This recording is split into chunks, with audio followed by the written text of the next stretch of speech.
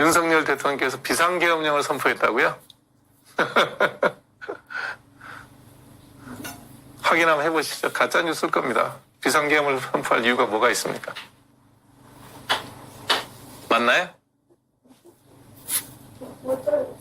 비상계엄을 선포했다고요? 뭐 때문에요? 막 하시는 것 같은데. 거짓말이라니까 이게 말이 되는 얘기입니까? 비상계엄이란 게 근데 선포하는 게 아니죠. 제정신 가진 사람이 할 짓이 아닌데 그게 말이 되는 얘기냐고요. 그런 얘기 하는 사람이 제정신이 아닙니다. 지금 현 상황에서 대통령의 비상계엄을 운운하고 입에 올리는 사람이 이상한 사람이라고요. 얘기할 게 뭐가 있습니까? 그렇지 않아요? 맞나요?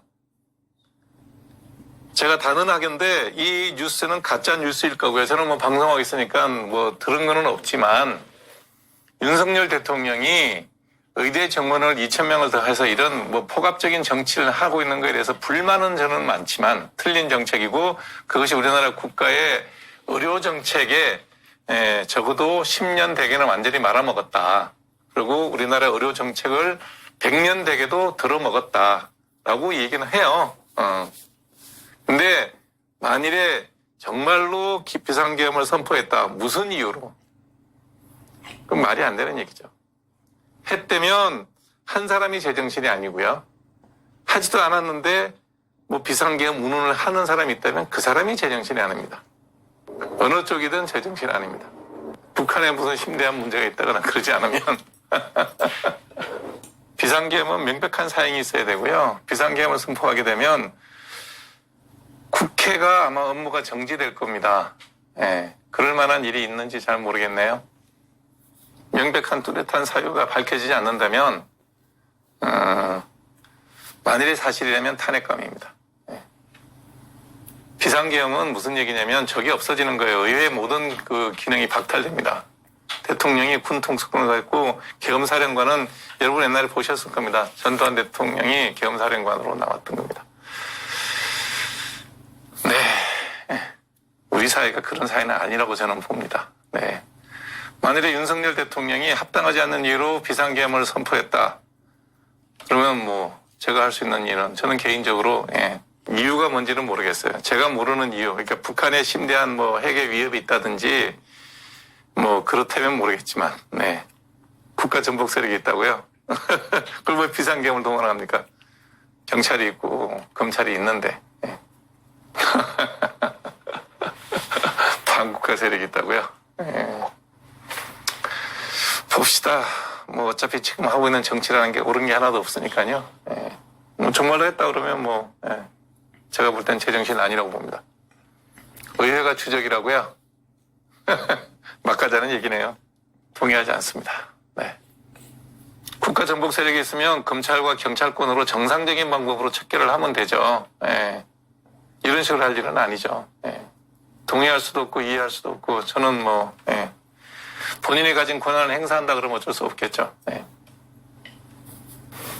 옳지 않은 일입니다. 네. 자, 뭐 제정신 가진 사람이 할 일이 아니에요. 제 논평은 하나입니다. 자, 비상계엄 선언을 올렸으니까 같이 우리 한번 읽어볼까요? 봅시다. 네. 지금 우리 국회는 우리 정부 출범 이후 22건의 정부 관료 탄핵 소추를 발의했으며 지난 6월 20일에 국회 출범 이후 10명째 탄핵 추진하고 있습니다. 이건 세계 어느 나라에도 유례가 없을 뿐 아니라 우리나라 건국에 전혀 유례 없던 상황입니다.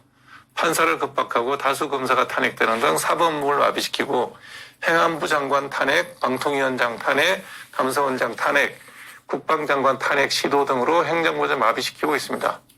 국가 예산 처리도 국가 본질 기능과 마약 범죄 단속, 민생 치안 유지를 위한 모든 예산을 전액 삭감해 국가 본질 기능을 훼손하고 국민을 마약 천국 민생 치안 공황 상태로 만들었습니다. 민당은 내년도 예산에서 재해대책 예비비 1조, 아이돌 보험 지분 수당 384억, 청년 일자리 가스 개발 4조 1천억 삭감, 군초급 간부 봉급 인상 수당 삭감, 군초급에서 제동을 걸었습니다. 이러한 예산 폭언은 한마디로 대빈 국가 재정을 농락하는 것입니다. 예산까지도 우리 정쟁 수행을 위한 이런 민주당의 입법 독재는 예산 탄핵까지도 서슴지 않았습니다. 국정은 마비되고 국민의 한숨은 늘어나고 있습니다. 이런 자유 대한민국의 헌정 질서를 짓밟고 헌법과 법에 의해 세워진 정당한 국가기관을 교란시키면서 내란 획책하는 명백한 반국가입니다. 이건가요? 이게 전부 다인가? 결론, 그러니까 국회를 지금 이제 민주당을 대해서 이제 이게 이제 왜 그러냐면 위수령을 발동하면요. 국회가 해산되지 않아요. 국회의 권한을 정지시킬 수가 없어요. 이게 계엄이라야 국회를 정지시킬 수가 있습니다. 아마 그래서 대통령이 갖고 있는 헌법적 권한을 행사한다는 의미에서 이런 일을 하고 있는데 저는 틀렸다고 생각합니다.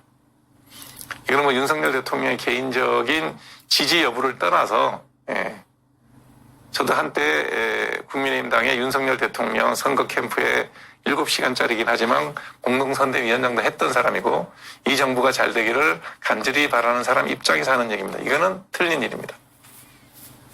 옳지 않은 일입니다. 국회가 계엄이 선포가 되면 어떤지 모르겠는데 해산이 되나요? 어떻게 되나 모르겠는데 해산하고 난 다음에 계엄이 해제되고 난 다음에 다시 선거를 치러야 될 텐데 글쎄요. 선거에서 어떻게 하려고 그래요? 이거는 옳지 않습니다. 뭐 대통령의 권한이니까 권한의 행사를 하지만 국민의 지지를 얻지 못할 것이고요. 어느 국민도 여기에 대해서 지지하지 않을 겁니다. 잘못된 얘기입니다. 스스로 본인이 스스로 무덤을 팠다고 밖에 저는 생각할 수가 없네요. 동의할 수 없습니다. 해서는 안 된 일을 했다고 생각합니다. 옳지 않습니다.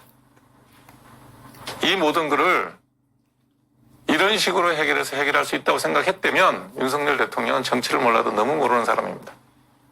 신의 한 수이길 바라는 사람이 있을지 모르겠지만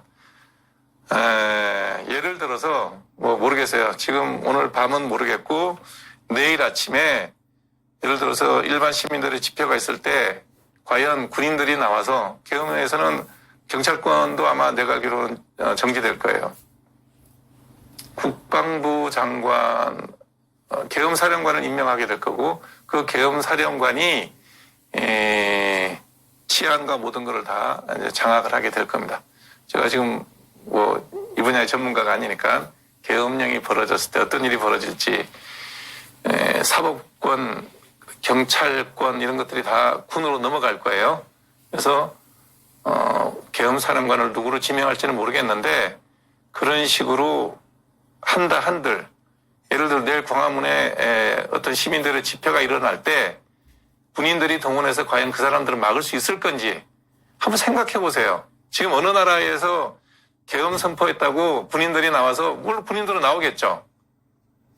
그 군인들이 나와서 집회하고 있는 사람들한테 차끔한 총을 들고 시위가 불법이니 계엄령 위반이니 잡아가겠다 그럴 군인이 있을 거라고 생각하십니까?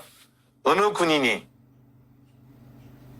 계엄사령관이 계엄령을 선포에 따라서 국회에 차끔한 군인들이 가서 국회의원들의 출입을 막을 때 그리고 시민들이 뭐라고 그럴 때 그 총칼을 과연 일반 시민들과 국회의원들을 상대로 그거를 행사할 수 있을 거라고 생각하십니까? 그게 가능하리라고 생각하십니까? 오늘날의 사태, 지금까지 사태가 왜 벌어졌는지 자기 반성이 필요할 시기에 자기 반성을 해야 될 거 아닙니까? 제가 윤석열 대통령이 당선되고 난 다음에 이준석 당대표를 내쫓는 그 해괴망측한 짓거리를 볼 때 했던 얘기입니다. 영원히 대통령 하는 거 아니다. 이런 식으로 같이 정치를 했던 사람을 등에 칼 꼽는 야비한 짓을 하면 안 된다. 돌아서면 국회의원 선거가 2년 뒤에 있다. 길지 않은 시간이다. 그 사이에 재보궐선거가 있을 거다. 그러면 임기 시작하고 1년 지나면서부터 재보궐이라는 평가를 통할 거고 2년 뒤에 올 4월 10일 날 선거가 있었어요. 이런 중차대한 걸 앞두고 자기가 마음에 안 든다고 선거에 1등 공신이었던 사람을 등에 칼을 꼽아 내쫓아요. 그러고 난 다음에 정치가 정상적으로 이루어지겠냐는 거예요. 이재명 대표의 유무죄에 대해서는 그거는 법원이 판단할 문제입니다.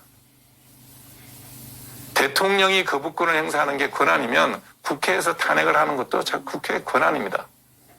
본인이 하는 모든 권한은 권한이고 국회에서 하는 모든 행위는 다 잘못된 거다라는 논리는 지극히 자기중심적이고 자기가 자기 스스로를 객관화시켜서 볼 줄 모르는 사람이 하는 행위입니다. 정치는 그렇게 하는 게 아닙니다. 이러고 난 다음에 설사 계엄령이 되고 어떻게 해서 잘 됐다고 쳐요. 본인이 뜻하는 대로 국회도 해산하고 뭐 다 했다고 쳐요. 지금 현재 무슨 사법부에 문제가 생기면 전부 다 이제 어디로 가야 되냐면 군사재판 받으러 가야 됩니다. 그게 뜻대로 다 됐다고 해요. 경제는 어떻게 될까요? 이제 모르죠. 제가 이제 계엄령하에 이 방송을 했으니 제가 문제가 되면 계엄령 위반으로 계엄포고문 위반으로 뭐 제가 또 어쩌면 군사재판에 써야 될지도 모르겠네요. 60세 나이에 참 해괴망측한 일을 다 경험하게 됩니다. 네.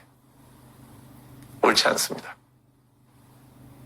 주변에 이런 걸 자문한 사람이 있다면 말렸어야 되고 자문을 받았을 때 이걸 만일에 하라고 누가 권한 사람이 있다면 그 사람은 대한민국의 공적이 될 수밖에 없는 사람이라고 생각합니다. 있었어도 안 될 일이고 했어도 안 될 일입니다. 어찌됐든 헌정은 또 중단되는 불행한 일이 생겼다는 생각이 드네요. 한가롭게 피부과 상담할 일은 아닌 것 같은데 뭐 상담 시간이었으니까 상담을 했고요. 계엄을 입에 올렸을 때 올린 사람이 내가 제정신이 아니라고 얘기했어요. 그러니 계엄을 발표한 사람은 더더욱 제정신이 아닐 거라고 봅니다. 대한민국의 헌정 질서는 이런 식으로 지켜지는 게 아닙니다. 이건 잘못된 겁니다. 네. 방송 시간에 이런 일이 벌어졌으니 제가 뭐 한마디 안 할 수가 없는 상황이고 사실 내일 새벽에 국회에서 조차 모임이 있는데 가봐야 될 것 같아요. 어떻게 돼 있는지. 유튜브에서 했던 모든 방송은 기록에 다 남아있고 제가 한 말에 대해서는 제가 책임을 질 수밖에 없는 상황이니까 이 발언에 대한 것도 저 역시 책임을 지게 된다면 계엄 법정에 서겠네요. 계엄 포고문을 읽어보지 않아서 모르겠는데 원래 계엄이 되면 모든 언론 집회 결사의 자유를 봉쇄할 수가 있습니다. 근데 이놈의 유튜브가 글쎄요, 그 구닥다리 계엄법으로 막을 수 있나요? 참 한심하고 답답한 세상이 됐습니다. 헌정은 이렇게 되든 저렇게 되든 중단이 되네요. 네, 불행한 일입니다. 잘못한 일입니다. 네, 있어서는 안 될 일입니다. 네, 긴 시간 함께해서 고맙고요. 주무세요. 네, 큰일은 아닌 것 같습니다. 그래도 북한의 뭐 핵의 이동이라든지 북한 내부의 어떤 문제라든지 뭐 그런 게 아니니 주무셔도 될 것 같습니다. 네. 답답하네요. 네. 참 헛웃음밖에 안 나옵니다. 한심합니다. 네. 그냥 인사를 어떻게 해야 되나요? 보통 안녕히 주무세요 그랬는데 맥주 한잔하고 주무시죠.